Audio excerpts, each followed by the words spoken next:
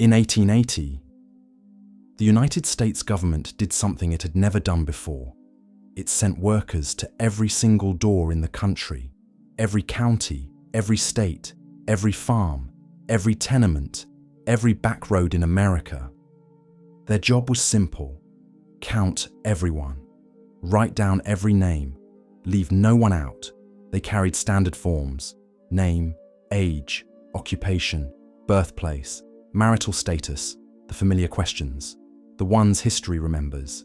But they also carried something else, a second set of forms, 7 of them, each one dedicated to a different kind of American citizen, a citizen the government had decided needed to be counted separately. The first category was the insane. The second was the idiots. The third was the deaf and dumb. The fourth was the blind. The fifth was the homeless children. The sixth was the prisoners. The seventh was the paupers and indigent. These were not whispered labels used in back offices. These were the exact legal words printed on official federal government documents, authorized by Congress, reviewed by the Census Bureau, distributed to every enumeration district across the entire United States of America. The government looked at its own population in 1880 and sorted a portion of its citizens into a separate ledger. A ledger the public never saw. A ledger the families of those citizens never knew existed. And then, quietly, without announcement, without public debate, between 1910 and 1920, those ledgers disappeared. The categories were dissolved. The special schedules were destroyed by direct congressional order, and the people who had been counted inside them became statistically invisible. 2 million Americans, gone from the record, not from history, just from the paper that proved they were there. The official name of the document was long, the Schedule for the Defective, Dependent, and Delinquent Classes of the United States. Historians call it the DDD Schedule. When a census enumerator knocked on a door and found someone who was blind, or deaf, or institutionalized, or showed signs of mental impairment, they did not simply note it on the standard form and move on. They transferred that person's name onto one of the 7 special schedules. And then they asked more questions. How long has this condition been present? At what age did it begin? Has this person ever been confined in an institution before? Are there other members of this family with similar conditions? The instructions issued to enumerators were precise. Special attention was called to these additional questions. Enumerators were required to use all possible effort to secure full and correct replies. This was not casual record keeping. This was systematic documentation. The government wanted to know everything: who these people were, where they came from, how long they had been inside the system, whether their families carried the same characteristics. It wanted the data not just for counting purposes. It wanted the data for something larger, something that would only become fully visible 3 decades later. What it did not want, it turned out, was for those names to survive. After 1880, the supplemental schedules were condensed in subsequent census years. And then something significant happened. Once the statistics had been extracted from the schedules, the original documents containing the individual names were destroyed. The numbers were kept. The names were not. The data survived. The people inside the data did not. Stop here for a moment, because the language on these schedules is doing something important, and it is worth examining carefully. The word idiot had a specific legal definition, not a casual insult, not a colloquial term, a precise legal category that every enumerator was trained to apply. An idiot was defined as a person whose mental faculties had been arrested in infancy or childhood before reaching maturity. That definition appeared in official government training documents, printed, distributed, enforced. The word insane covered a range that today would be split across dozens of separate diagnoses: mania, melancholia, dementia, epilepsy. what the schedules called dipsomania, compulsive drinking. A woman in Colorado was confined at a cost of $11 per day to the county. When that cost became inconvenient for local officials, they recommended transferring her to the wing reserved for the harmless insane. She was not reclassified because she had recovered. She was not reclassified because her condition had improved. She was reclassified because she had become financially inconvenient. The category held firm. The person inside the category was irrelevant. And this is the detail that the historical record forces us to sit with. Some of the people on these schedules had committed no crime. Some had broken no law. Some had harmed no one. Some were simply poor in a country that had decided poverty was a condition requiring documentation. Because the Boston Medical and Surgical Journal questioned in 1901 whether certain categories of people were worth helping at all. Because county officials were paid per head for every person they could place in an institution. Because the infrastructure of confinement had financial incentives built into it from the very beginning. The language on the schedule was clinical.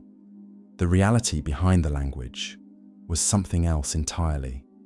Now the timeline changes, and it changes in a direction that makes everything that came before it darker.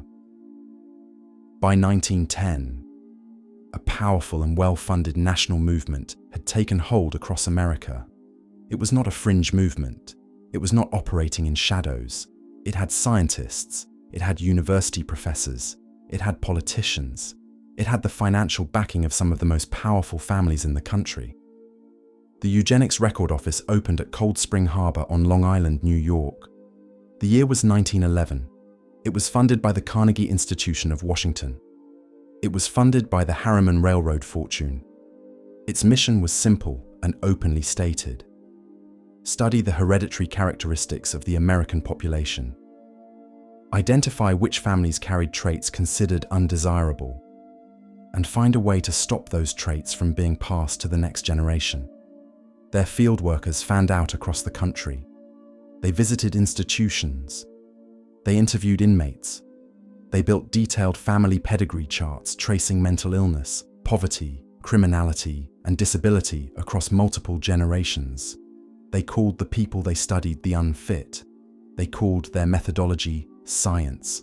They published their findings in academic journals. They presented their conclusions to state legislatures, and the legislatures listened. Connecticut had passed the first eugenic marriage law back in 1896. No epileptic, no imbecile, no person classified as feeble-minded could legally marry under Connecticut state law. Indiana went further. In 1907, Indiana became the first state in American history to pass a compulsory sterilization law. Not voluntary, compulsory. Other states followed. Washington, California, New Jersey, Iowa, Nevada, one after another. By the time the movement reached its legal peak, more than 64,000 Americans had been involuntarily sterilized under eugenic legislation.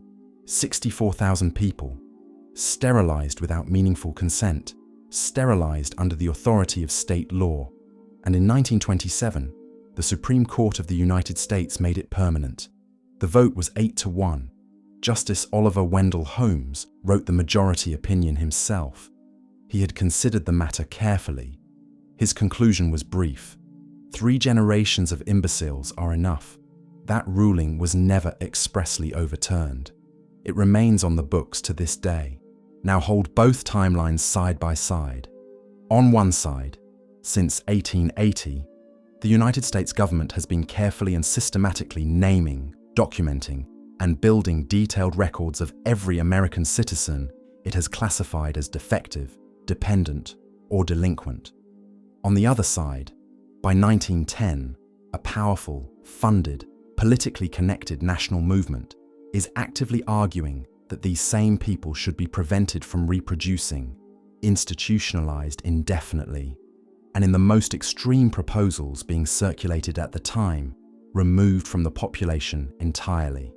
And it is precisely during this decade, between 1910 and 1920, at the exact intersection of these two timelines, that the detailed personal records naming these individuals, documenting their families, tracking their institutional histories across decades, are ordered destroyed by the United States Congress.